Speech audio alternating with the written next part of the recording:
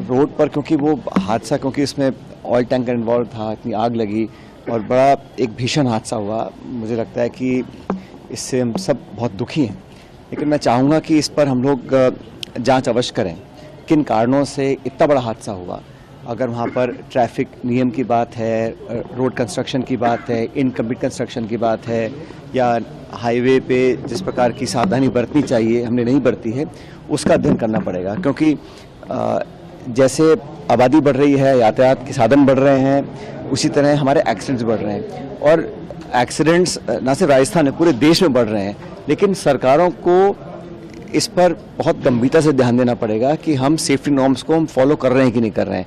अभी कुछ अखबार में मैंने पढ़ रहा था कि कुछ कमियां हैं, शायद उसमें पुलिस डिपार्टमेंट है या परिवहन डिपार्टमेंट है, कहीं पे हम लोग सड़कें खोल देते हैं इनकम्प्लीट काम पर, कहीं फ्लाईओवर पूरे बनते नहीं हैं।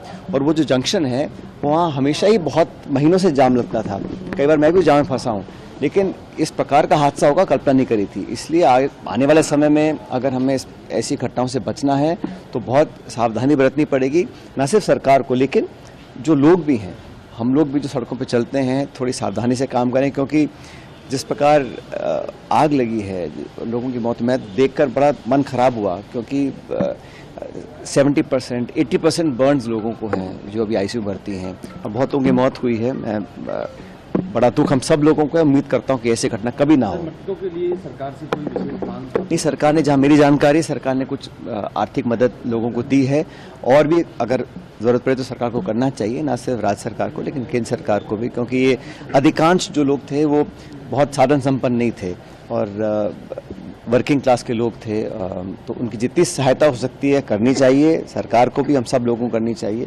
लेकिन ये 14 लोगों की अब तक मौत हो चुकी है और काफ़ी लोग अभी और क्रिटिकल हैं।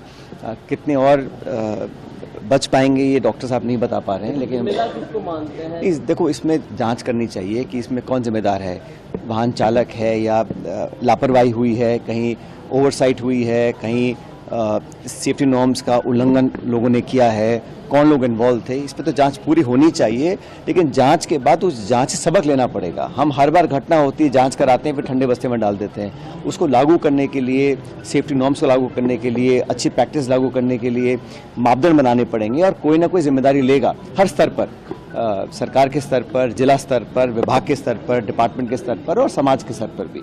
लेकिन इस प्रकार की घटना होने से पूरे देश में आज एक शोक का माहौल है, और मैं